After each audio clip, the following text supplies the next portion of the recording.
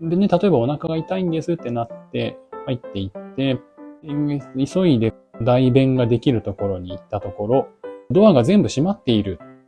みんな使っているじゃないかと。で、トントントンってやってみるんだけれども、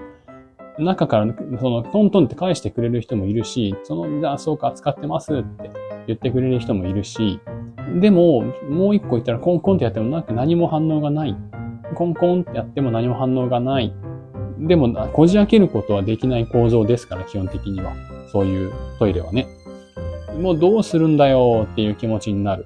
こんにちは。ようこそいらっしゃいました。このチャンネルは、皆様からいただいたご質問、ご相談をもとに、普段先生という形で活動させていただいている私が、それにお答えしながら、皆様と一緒に対話を重ねていこうという趣旨で始まったチャンネルでございます。そして内容は、なかなか私たち自身が自ら考えていく、自分で検討を進めるっていうことが難しい、言ってみれば、人間であること、生きていること全般に、あるいはその奥行きに関わっているような内容を取り扱っておりますので、ぜひ最後までお聞きいただけたら嬉しいです。さて、そこで本日いただいている質問といいますか、またこれも前回と少し似ていて感想に近い部分もあるのかもしれないんですが、普段日々ニュースを見ていたりすると、やっぱ悲しいことが多い。戦争があったり、誰かが誰かを傷つけたり、悪いことをする人がいたりとか、そういう悲しいニュースが多いので、あまりそういうの見たくないんだ、というお話いただきました。でも、この場所で生きている以上、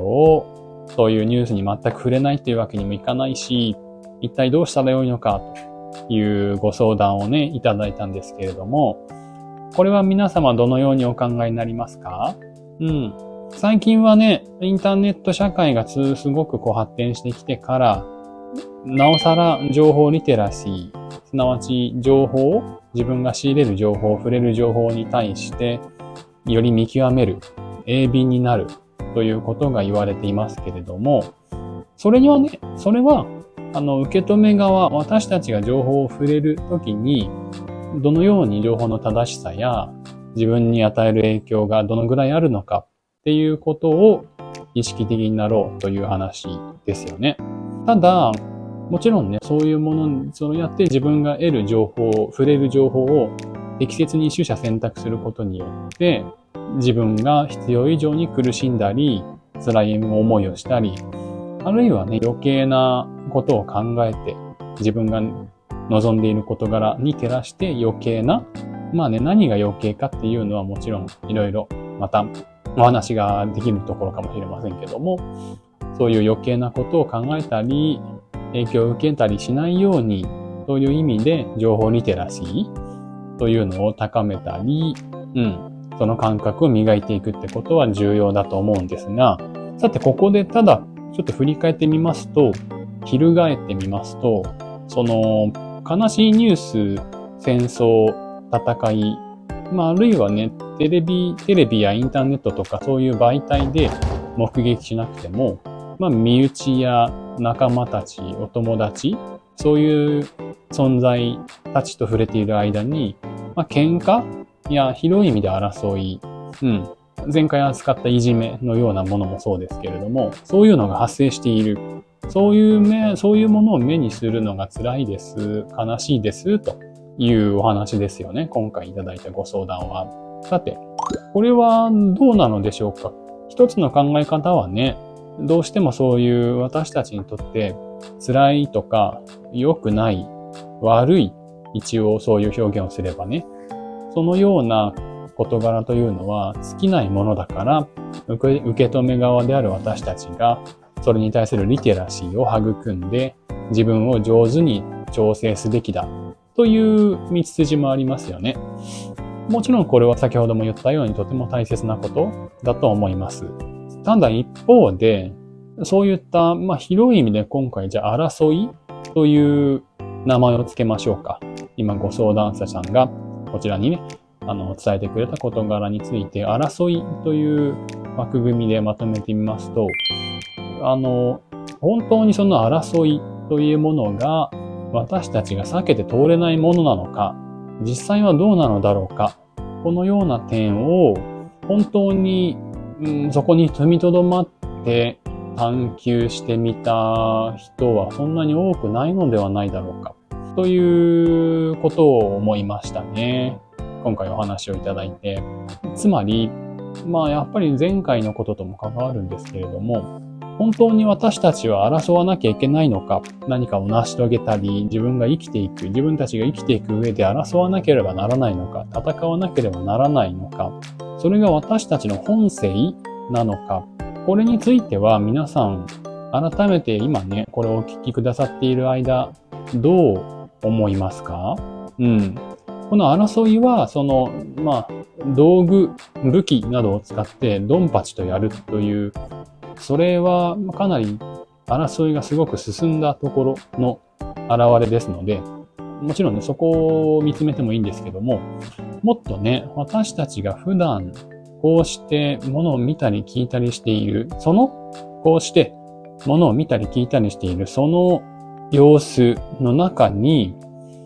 争いにつながるような種っていうのが存在せざるを得ないのでしょうかね。どうでしょうか。少し具体的に考えてみましょうか。どういうのがいいでしょうかね。ちょっと外に出かけていて、トイレに行きたくなりました。で、とりあえず日本の設定にしておきまして、公衆のトイレや建物の商業施設なりなんなりのトイレ、公共トイレを使わせてもらおうと思いました。で、例えばお腹が痛いんですってなって入っていって、急いで代弁ができるところに行ったところ、ちょっとね、このチャンネルで前々回もうんこの話をしてしまいましたけど、うんこの話をしたいわけではないんですけど、ちょっと例としてね、どなたも触れる可能性がある例を挙げたいので、で、そうやって行ってみると、ドアが全部閉まっている。みんな使っているじゃないかと。で、トントントンってやってみるんだけれども、中からトントンって返してくれる人もいるし、じゃあそうか、使ってますって言ってくれる人もいるし、でも、もう一個言ったらコンコンってやっても何も反応がない。コンコンってやっても何も反応がない。でも、こじ開けることはできない構造ですから、基本的には。そういうトイレはね。もうどうするんだよっていう気持ちになる。そして、ここからね、いろいろそれぞれの皆さんによって感じ方が、それぞれの皆さん自身の性質や、その瞬間の置かれた環境、これまでの受けてきた影響とかものの考え方、感じ方などなどもろもろによって、その場面で、ダメだ、クソ、待つか仕方ないか、他のところ行くか、でもどうしようかなって、まずちょっとね、立ち止まって考えるような人もいれば、どんどんってやって、おい、ふざけんなよ、出てこいよ、携帯でも触ってんだろっていう人もいるかもしれません。ね、そんなとこで動画見てんじゃねえよとかね。あるいは、他にあんまり手はないかもしれませんけどね。どんどんで叩き続けるとか、覗くっていう人はそんなにね、いないかもしれませんけど、あとはそうか、何か投げ入れてみるとか、ちょっとね、悪いと言いますか、あんまり望ましくない振る舞いの方ばかり思い浮かんでしまいましたけども、そういうね、ことをする人がいるかもしれません。その背景にはじゃあ何があるかっていうと、俺が使いたいのに早くどけよっていう気持ちがやっぱありますよね。